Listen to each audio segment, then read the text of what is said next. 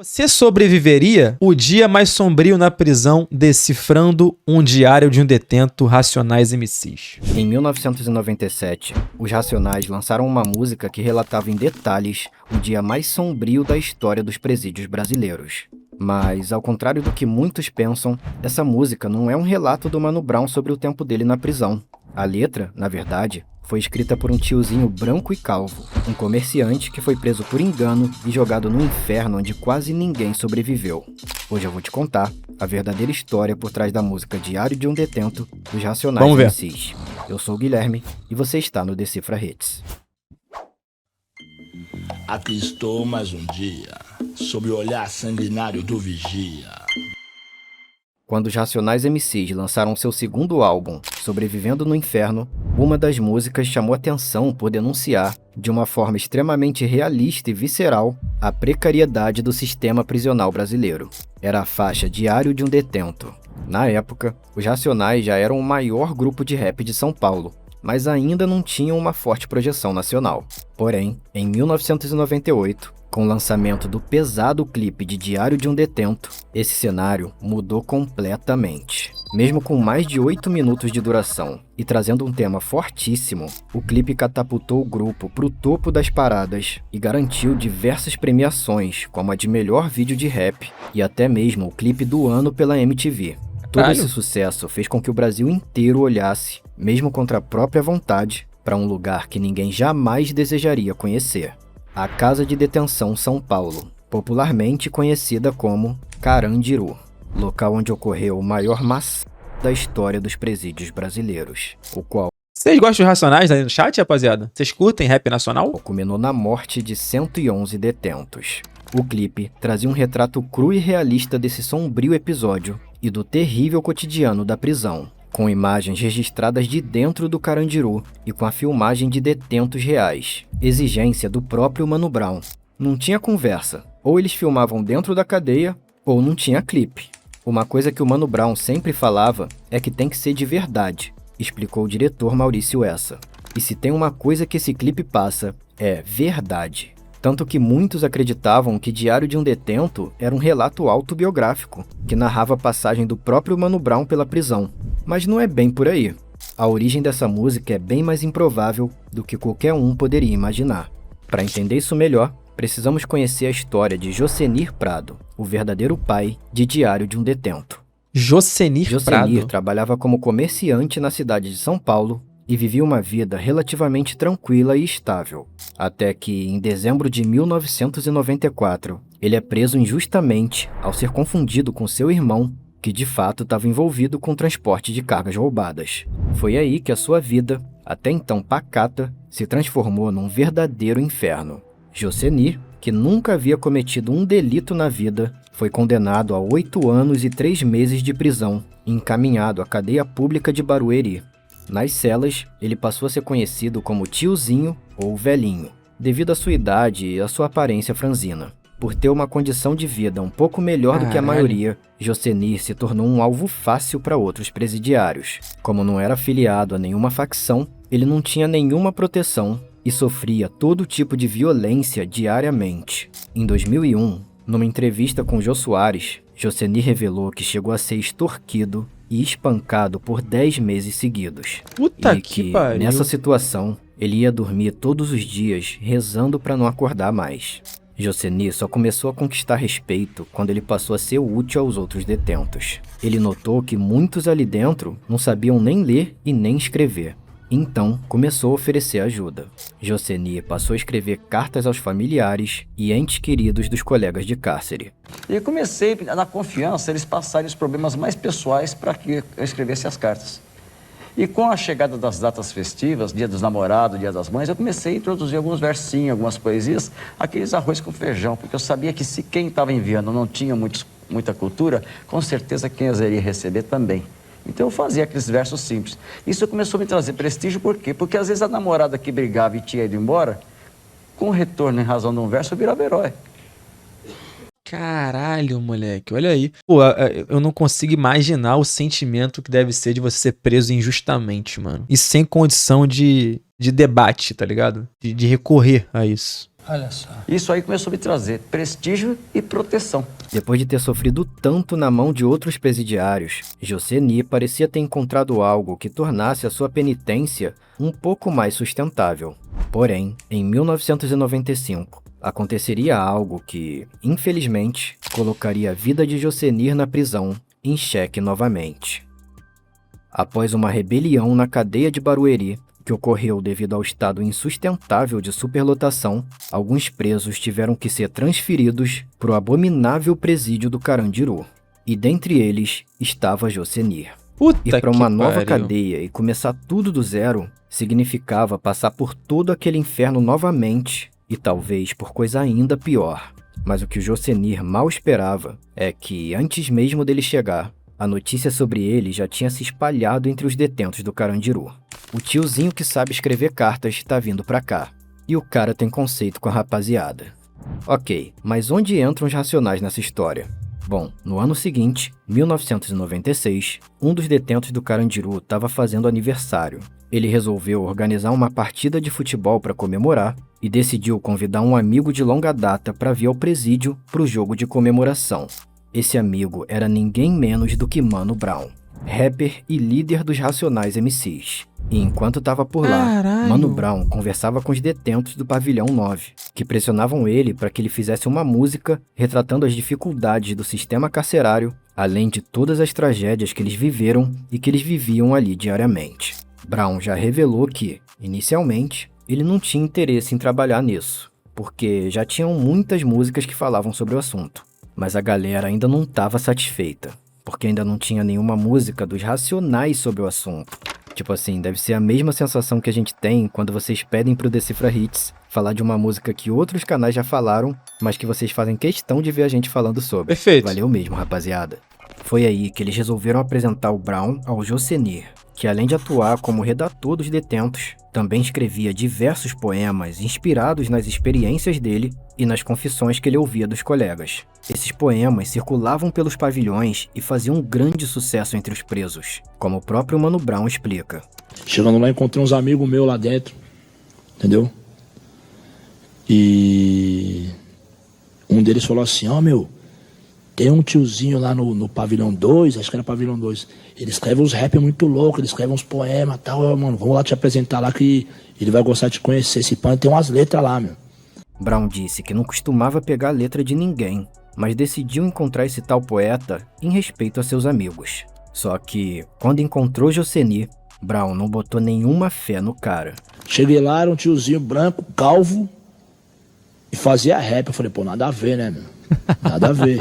Mas Josenir também estava desacreditado. Diante do maior nome do rap nacional, ele achava que Brown não ia dar a mínima para os seus poemas. O tiozinho chegou todo humildão, que é o Josenir, né? Chegou humildão, tem umas letras aí e tal. Sei que vocês não vão usar mesmo, mas leva aí. Só que, para surpresa de ambos, Brown curtiu tanto o poema de Josenir que resolveu transformar aqueles versos numa música, adaptando a letra do poema para as métricas e batidas do rap. E depois de definir a melodia junto com o gênio DJ KLJ, Brown também acrescentou na letra relatos e histórias de diversos outros presidiários, fazendo dessa música não só uma verdadeira expressão artística, mas também um testemunho sincero e doloroso sobre o episódio mais sangrento da história dos presídios brasileiros. A faixa define a química perfeita que formaria um detento do Carandiru, a precariedade do sistema carcerário, o descaso das autoridades do Estado, a violência potencializada pelas drogas e as grandes tragédias que tudo isso traz. Como o próprio nome diz, a canção foi construída na forma de um diário, o qual relata 3 dias na vida de um detento, os dias 1º, 2º e 3º de outubro de 1992. O clipe começa em uma cena com 4 crianças brincando de dominó, que logo corta para uma cena com 4 homens jogando dominó dentro da cadeia. Com isso, Maurício Essa, diretor do clipe, nos diz que muitas crianças que estão nas periferias, por falta de orientação e de boas referências a seguir, vão acabar sendo encarceradas durante a juventude. A batida tensa e macabra parece simular o tic-tac de um relógio dentro da prisão, onde o tempo não passa E um dos únicos efeitos sonoros que a gente ouve é o ronco de um homem que se repete durante toda a música. Isso traz uma sensação claustrofóbica, como se você fosse transportado para dentro de uma cela do Carandiru. E sua única companhia agora são os outros detentos, o medo e o sofrimento. No meio desse clima pesadíssimo, entra a voz marcante do Mano Brown, dando início ao diário. São Paulo, dia 1º de outubro de 1992, 8 horas da manhã. Logo em seguida, ele solta os famosos versos. Aqui estou mais um dia, sob o olhar sanguinário do vigia. Você não sabe como é caminhar com a cabeça na mira de uma HK, metralhadora alemã ou de Israel, estraçalha ladrão que nem papel. O detento, que se vê sempre escoltado por olhares sanguinários, sabe que qualquer gesto mal interpretado pode ser motivo suficiente para os guardas atirarem. O policial carrega uma submetralhadora HK MP5, que sim, é alemã e é capaz de disparar 800 tiros por minuto.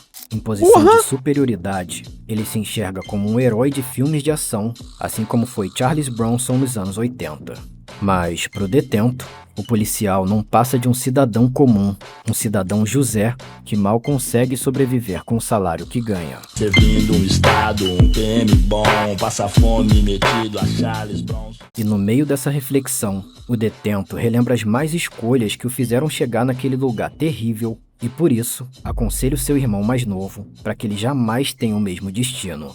Manda um recado lá pro meu irmão, se tiver usando droga, tá ruim na minha mão. Ele ainda tá com aquela mina? Pode crer, moleque é gente fina. Aliás, essa é uma parada que eu gosto muito nos Racionais MCs. Muita gente acha que é música de... Esse conjuntinho da Mizuno do Mano Brown é lendário também, até pra época, né, mano? Lendário. Muito nos Racionais MCs. Muita gente acha que é música de bandido, ou apologia ao crime, quando, na verdade, eles sempre usam a linguagem da quebrada de uma forma genial para transmitir para a garotada da periferia a ideia de que o crime jamais compensa. Assim como em outras músicas deles, eles sempre fazem questão de lembrar que a vida bandida é sem futuro. Ou seja, que essa vida sempre acaba levando... tipo assim, eu acho que a música do Mano Brown, ela tem um propósito que não é da exaltação, e é sim do relato, tá ligado? Ela não exalta, ela relata. E ela alerta também, entendeu? É bem diferente, são caminhos bem diferentes. Pra morte, ou como no caso dessa música aqui, a prisão. Um lugar terrível, onde a penitência é tão longa e o clima é tão claustrofóbico que numa certa altura, o detento acaba perdendo a noção de quanto tempo ele tá preso naquele inferno. Tirei um dia menos ou um dia mais, sei lá, tanto faz, os dias são iguais. O detento descobre que, na cadeia, ficar contando as horas é uma das armadilhas da mente que pode acabar te destruindo. Alguns companheiros têm a mente mais fraca, não suporta o tédio, arruma criaca. Ou seja, arrumam confusão para fazer o tempo passar, o que pode acabar sendo uma péssima ideia. Homem é homem, mulher é mulher.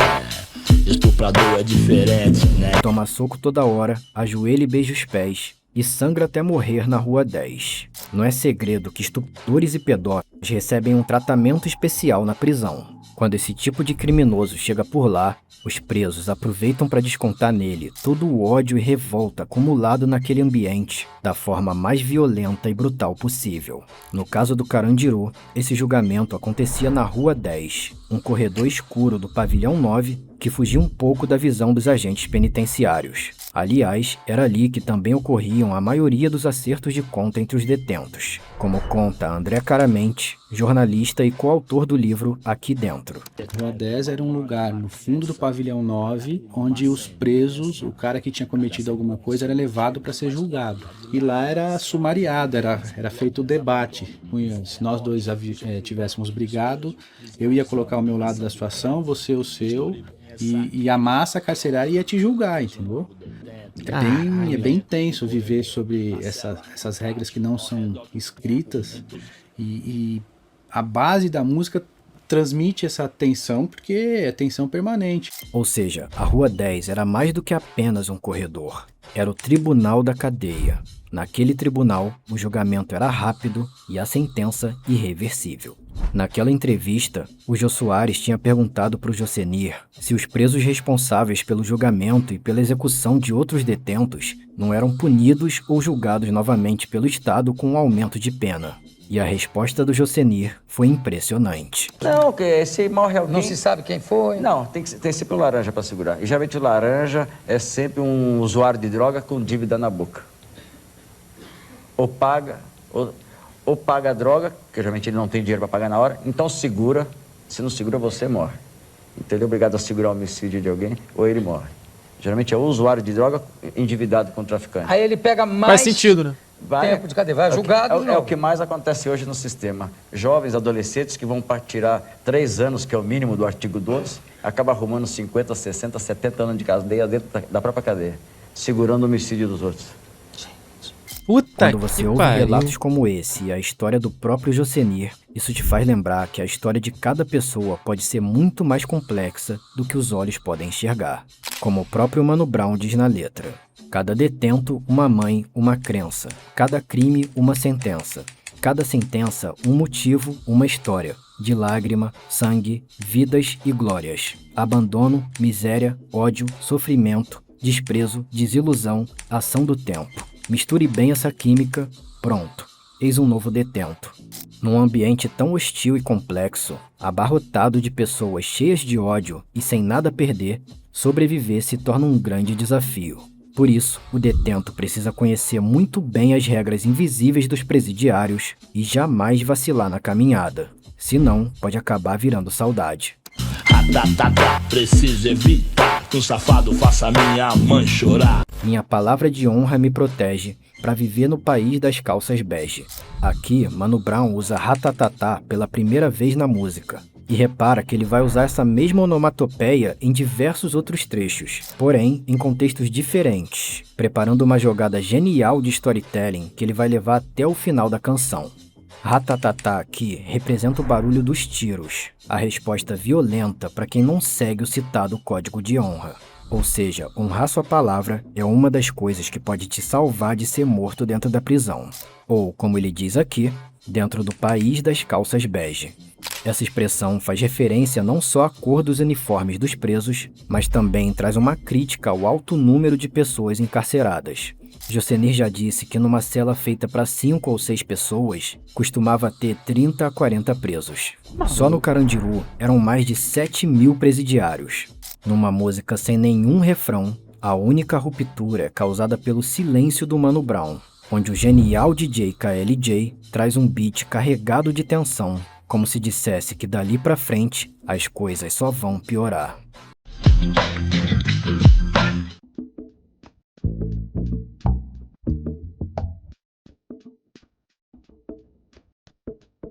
É o último disco do Racionais em que as bases ainda eram sampleadas, né? Era muito mais difícil fazer esse tipo de rap ainda com aquela base que você tinha que buscar e você não tinha esse acesso que a gente tem hoje, que é feito nos Estados Unidos, a gente tem acesso remoto. O Brown, ele já tem a voz dele já tem essa característica, né, de tensionar uma parada mesmo, assim. Mas o metrô vai passar com gente de bem, apressada, católica. Lendo o jornal, satisfeita, hipócrita, com raiva por dentro, a caminho do centro. Dessa vez, ratatatá vem num contexto bem menos violento, representando o barulho do metrô. A estação Carandiru, na linha azul do metrô, ficava exatamente em frente ao presídio. De dentro do vagão, era possível ver as janelas e os detentos ao longe. O próprio Jocenir já falou sobre isso numa entrevista. Quando eu vi aqueles presos, senti o mesmo que a maioria sente quando vê os programas policiais na TV. A maior parte das análises críticas que se faz a esse sistema são feitas da calçada olhando para a vitrine, e eles têm que conversar com quem viveu lá dentro da vitrine. Nesse momento, a letra faz questão de lembrar que quem vive dentro dessa vitrine é visto não como um ser humano, mas sim como um monstro, um animal violento. Olhando pra cá, curiosos, é lógico. Não é o zoológico. Minha vida não tem tanto valor quanto seu celular, seu computador. Mesmo num lugar tomado por caos e violência, O detento precisa manter o equilíbrio da mente para não acabar sucumbindo de vez. Por isso que, na música, quando ele percebe que um antigo inimigo seu da quebrada pode acabar caindo na mesma prisão que ele, o detento pensa 2 vezes antes de agir de forma inconsequente. Não, já, meu processo tá aí. Eu quero mudar, eu quero sair. Se eu trombo esse fulano, não tem pá, não tem pum. Vou ter que assinar um 121. Se ele cedesse ao instinto, ia acabar querendo resolver sua treta seguindo o código das ruas, ou seja, na bala. Ou ainda, como se diz na quebrada, ele ia acabar assinando um 121, que é o artigo do Código Penal que fala sobre homicídio. Mas, apesar do detento ter escolhido a paz ao evitar derramar sangue, infelizmente, o destino parecia ter outros planos, pois é... Mó musicão? Pô, tá maluco, é mó musicaço, viado. É um retrato de uma realidade que a gente não conhece, né? Mas que, puta que pariu, moleque. Nem quero conhecer, né? Evidentemente. Mas, porra, é inimaginável, mano. Exatamente nesse momento que se encerra o primeiro dia do diário e se inicia o dia mais sombrio e sangrento de todos. Então, tipo assim, ó, ele falou até no início do vídeo, cara, que a música ela tem um beat que te deixa tenso, tá ligado? Ele vai te preocupando, ele vai te preparando, tá ligado? Não é uma música suave de escutar, é uma música tensa do começo ao fim. O dia 2 de outubro de 1992 ficou marcado como um dos episódios mais sangrentos da história dos presídios brasileiros. Tudo começou quando... Os ladrões considerados passaram a discutir, mas não imaginavam que estaria por vir. Antônio Luiz Nascimento, o Barba, e Luiz Tavares de Azevedo, o Coelho, começaram uma briga no Pavilhão 9, onde... A maioria se deixou envolver por um circunstâncias que não tem nada a perder. Isso foi o suficiente para causar um caos generalizado na penitenciária, dando início a uma rebelião sem precedentes na história do Carandiru e dando também munição para que o Robocop do sistema arregaçasse as mangas, como Brown diz nos versos. Era a brecha que o sistema queria, aviso IML, chegou o grande dia. Depende do sim ou não de um só homem que prefere ser neutro pelo telefone. Esse homem era o governador de São Paulo na época, Luiz Antônio Fleury Filho, que, na ocasião, resolveu não intervir na operação, permitindo assim a invasão das forças policiais, entre elas o Batalhão de Choque. Em 97, o próprio Fleury admitiu que a ação da polícia fugiu e muito do controle. Apesar disso, ele afirmou em depoimento anos depois, em 2013, "Não dei a ordem para a entrada da PM, mas se estivesse no meu gabinete, teria sim determinado a invasão." Olha aí. Caviar e champanhe, Fleury foi almoçar que se for da minha mãe. Aqui o ratatatá volta a representar o barulho das metralhadoras. E numa genialidade de storytelling impecável, a letra coloca a truculência dos tiros e o peso do sangue derramado em contraposição com a sutileza e a fineza dos alimentos caros degustados pelo alto escalão do governo enquanto todo extermínio acontecia. Nesse ponto, tanto o clipe quanto a letra trazem representações tão gráficas e pesadas do que estava acontecendo naquele dia, que o YouTube nem permite que a gente mostre essas cenas aqui. Lá não haviam padres, repórteres, armas e nem socorro para tentar salvar os 111 detentos do inferno. Diz o Senhor é meu pastor, perdoe o que seu filho fez, morreu de bruços no Salmo 23. Morrer de bruços indica que o detento foi atingido pelas costas. Isso cria uma sensação de desamparo, de desproteção e um forte contraste com a passagem bíblica citada. O Salmo 23, um dos mais famosos e replicados até hoje, se inicia com o seguinte verso: "O Senhor é meu pastor e nada me faltará." E mais pra frente diz: "Ainda que eu andasse pelo vale da sombra da morte, não temeria mal algum, porque tu estás comigo." Portanto, morrer de bruços sobre esse salmo traz uma ideia de que aquele lugar estava tão sombrio que nem Deus estava presente por lá para proteger aqueles detentos. O Robocop do governo é frio, não sente pena, só ódio e rio como a hiena. Ratatatá, Fleury e sua gangue vão nadar numa piscina de sangue. Robocop, outro personagem dos filmes de ação dos anos 80, aqui é usado como uma metáfora para os policiais, que, naquele dia sombrio, agiram como robôs programados para matar sem questionar. Logo depois, Brown compara Fleury. Foram quantas pessoas que morreram no Carandiru? Vocês têm o número no chat aí certinho? Eu não me lembro nem fudendo. Mas foi uma matança absurda, né, mano? Um negócio assustador. 111?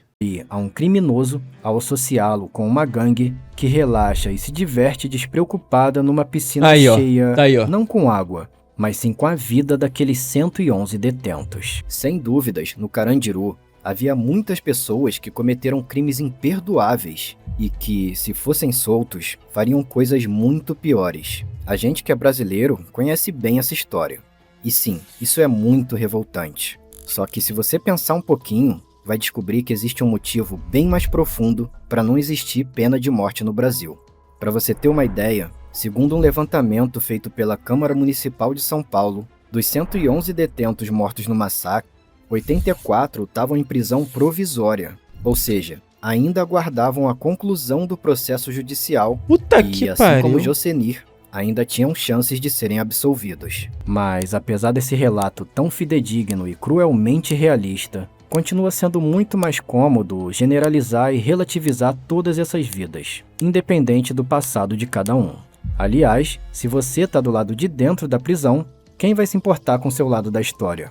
Ou, como o próprio Mano Brown diz, ao virar a última página do diário: Mas quem vai acreditar no meu depoimento? Dia 3 de outubro, diário do detento.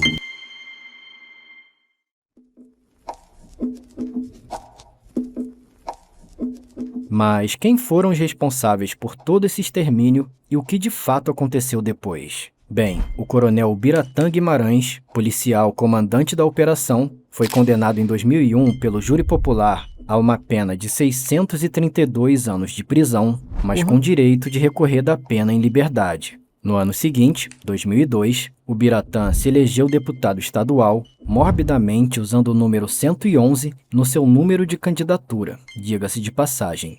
E, em 2006, beneficiado pelo foro privilegiado de parlamentar, acabou sendo absolvido de todas as acusações. Meses depois, o Biratã foi assassinado a tiros no seu apartamento nos Jardins, área nobre de São Paulo.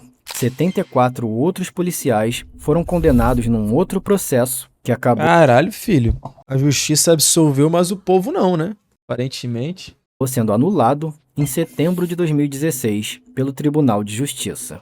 Esse lamentável episódio também foi o estopim para a fundação de uma das maiores organizações criminosas do país, o PCC, primeiro comando da capital, um ano depois do ocorrido, em 1993. Sobre o Carandiru, o presídio foi desativado e demolido em 2002, dando lugar ao Complexo Cultural Parque da Juventude. E, após Diário de um Detento bombar por todo o país, Mano Brown registrou a canção em parceria com Jocenir, dividindo a participação meio a meio para cada um. Jocenir, que achou que aquele encontro não renderia em nada, quase desabou em lágrimas quando soube que sua letra era sucesso no país inteiro. Após cumprir 4 anos de sentença, já em liberdade, Jocenir escreveu um livro sobre o período em que esteve preso, que foi publicado em 2001 sob o título Diário de um Detento, o livro. A partir daí, somado com os royalties da música de rap mais famosa do país, ele conseguiu colher os frutos desse tempo em que, literalmente, foi obrigado a sobreviver no inferno.